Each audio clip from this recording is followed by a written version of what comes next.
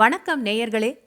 பார்த்தேன், ரசித்தேன், படித்தேனுக்கு உங்களை அன்புடன் வரவேற்பது சுதா ஆழ்வான்.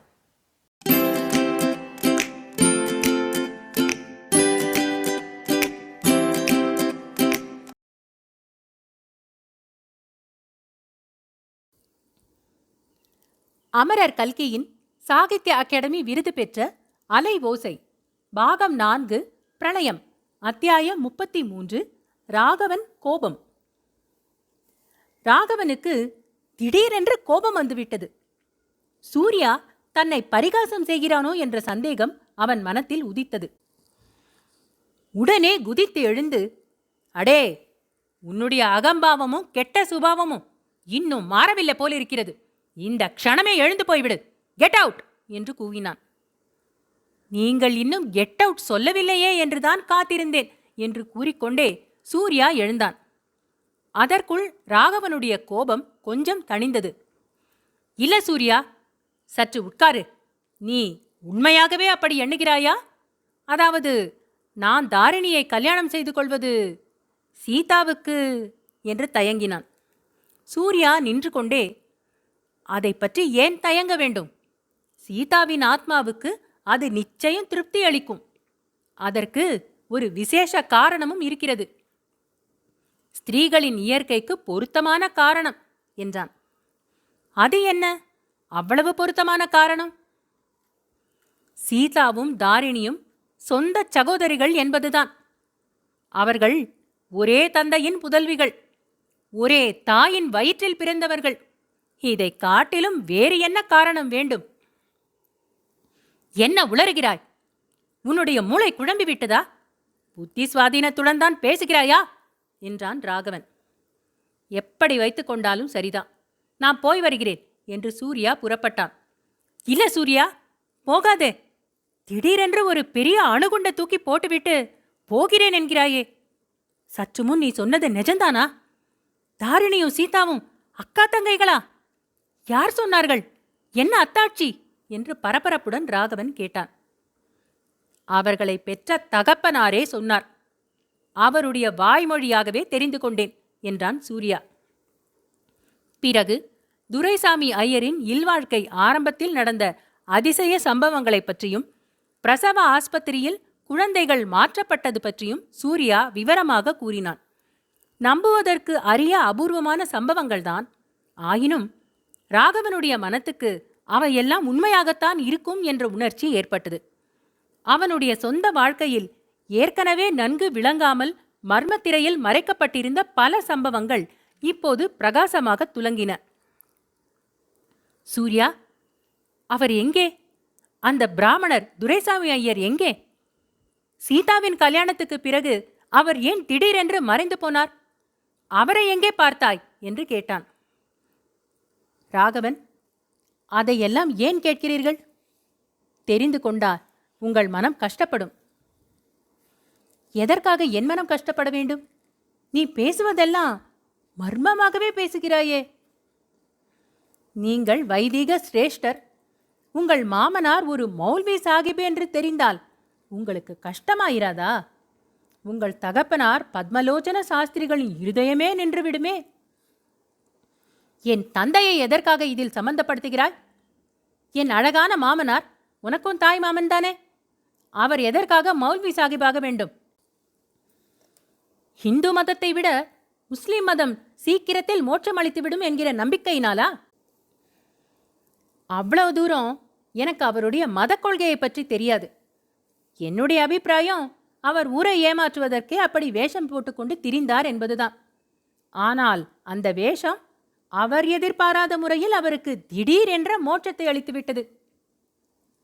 ராகவனுடைய இருதயத்தில் இனம் தெரியாத ஏதோ ஒருவித பயம் ஏற்பட்டது. பயங்கரமான பாவம் ஒன்று கரிய முகமூடி போட்டுக்கொண்டு தன் முன்னால் வந்து நிற்பதாக தோன்றியது.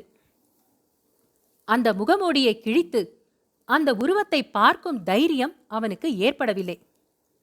ஆகையால் உடனே அவன் பேச்சை மாற்றிவிட விரும்பினான். கிரகச்சாரந்தான். துரைசாமி ஐயர் மௌல்வி சாகிபாவதாவது? அதை பற்றி நினைக்கவே எனக்கு அருவருப்பா இருக்கிறது. வேறு ஏதாவது விஷயம் இருந்தால் பேசு. வேறு ஒன்றும் இல்லை என்று கூறிவிட்டு சூர்யா மறுபடியும் புறப்பட்டான். ஒருவேளை நீ தப்பித்தவறி சீதாவை எங்கேயாவது பார்க்கும்படி நேர்ந்தால் சீதாவின் ஆவியை பார்த்தால் என்று சொல்லுங்கள். நீ பேசுவதை கேட்டால் சீதா இறந்து விட்டாள் என்று உறுதியாக நம்புகிறாய் போல் இருக்கிறது. கண்ணால் கண்டதை நம்பாமல் என்ன செய்கிறது? என்னத்தை நீ கண்ணால பார்த்தாய் என்று ராகவன் குரல் நடுக்கத்துடன் வினவினான். நதியின் பிரவாகத்தில் சீதா முழுகுகிறதை கண்ணால் பார்த்தேன் என்றான் சூர்யா. ஐயோ என்றான் ராகவன். அந்த படகிலே நானும் இருந்தேன். நாங்கள் 3 பேரும்தான் இருந்தோம். கரையிலிருந்து படகை பார்த்து சுட்டது யார் என்பது பற்றி எனக்கு சந்தேகம் உதித்திருந்தது. அது உண்மை என்று இன்றைக்கு தெரிந்தது. என்ன சொல்கிறாய் சூர்யா? என் மூளை குழம்புகிறது. படகில் நீங்கள் 3 பேரும் இருந்தீர்கள் என்றால் யார் யார் இருந்தீர்கள்? நானும் சீதாவும் சீதாவின் தகப்பனாரும் தான் இருந்தோம். பஞ்சாப் நகரத்திலிருந்து தப்பி ஓடிக்கொண்டிருந்தோம். சீதாவின் தகப்பனார் என்ன நினைத்தார் என்றால், தம்முடைய மௌல்வி சாஹிபு வேஷம் சீதாவுக்கு பாதுகாப்பு என்று நினைத்தார். அவர் ஒன்று நினைக்க அவருடைய மாப்பிள்ளை வேறொன்று நினைத்து விட்டார். ஐயையோ, அப்படியென்றால் அந்த படகில் நான் குறிப்பார்த்து சுட்ட முஸ்லிம்? ஆமாம், உங்களுடைய மாமனாரை நோக்கித்தான் சுட்டீர்கள். குறியும் தப்பவில்லை. ராகவன், இந்த துரதிர்ஷ்ட சம்பவத்தை அறிந்திருப்பவன் நான் ஒருவன்தான். இப்போது உங்களுக்கு தெரியும். நான் இதை வேறு யாரிடமும் சொல்லப்போவதில்லை. நீங்களும் சொல்ல மாட்டீர்கள் என்று நினைக்கிறேன். ராகவன் திடீரென்று குதித்தெழுந்தான். கோபத்தினால் முகத்தில் நரம்புகள் புடைக்க சூர்யாவை நோக்கி கைகளை ஆட்டிக்கொண்டு, அட மடையா, நீயும் ஒரு ஆம்பளையா? ஒரு பெண் ஆற்று வெள்ளத்தில் விழுந்து முழுகி இறந்ததை நீ பார்த்து கொண்டிருந்தாயா? அவளை காப்பாற்ற முயலாமல் பெரிய வீரன், சூரன், தியாகி என்றெல்லாம் உன்னை நீயே புகழ்ந்து கொள்வாயே? மணலை கயிறாய் திரித்தேன், வானத்தை வில்லாய் வளைத்தேன் என்றெல்லாம் பீற்றிக் கொள்வாயே? வெள்ளத்தில் முழுகி போகாமல் ஒரு பெண்ணை கரை சேர்க்க கை நாளாகவில்லையா என்று நெருப்பை கக்கினான். சூர்யா சாந்தமான குரலில், ராகவன், நான் அப்போது சீதாவை காப்பாற்றி இருப்பேன். காப்பாற்றி கரை சேர்த்திருக்க முடியும். ஆனால் அவ்விதம் செய்யவில்லை. முழுகி சாகட்டும் என்று பார்த்து கொண்டிருந்து விட்டேன். ஏன் தெரியுமா? பிழைத்து வந்தால் உன்னை போன்ற அயோக்கிய சிகாமணியோடு அவள் வாழ்க்கை நடத்த வேண்டுமே என்பதினால்தான். முன்னொரு சமயம் நீர் என்னை மாடியிலிருந்து பிடித்து தள்ளிய போது பழிக்கு பழி வாங்குவதாக சபதம் செய்தேன். பழி வாங்கியாகிவிட்டது. போய் வருகிறேன் என்று சொல்லிவிட்டு நடந்தான். ராகவன் திகைத்து உட்கார்ந்து விட்டான். சூர்யாவின் கடைசி வார்த்தைகள் அவனுடைய உள்ளத்தில் கூறிய அம்புகளைப் போல தைத்தன. சூர்யா கூறிய செய்திகளின் பலாபலன்களைப் பற்றி யோசிக்கும் சக்தியே அவனுக்கு இல்லை.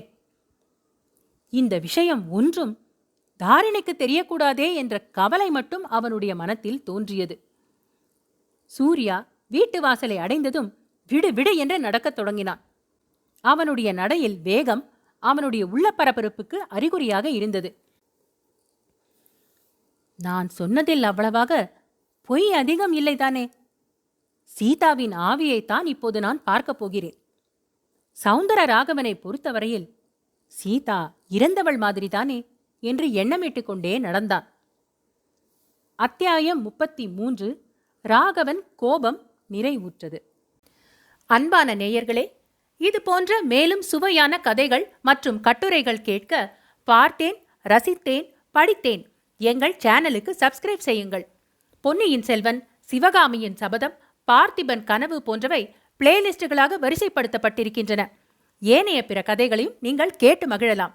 தமிழ் கதைகள் கேட்க ஆர்வம் உள்ள உங்கள் குடும்பத்தார் மற்றும் நண்பர்களிடம் பகிருங்கள். மிக்க நன்றி.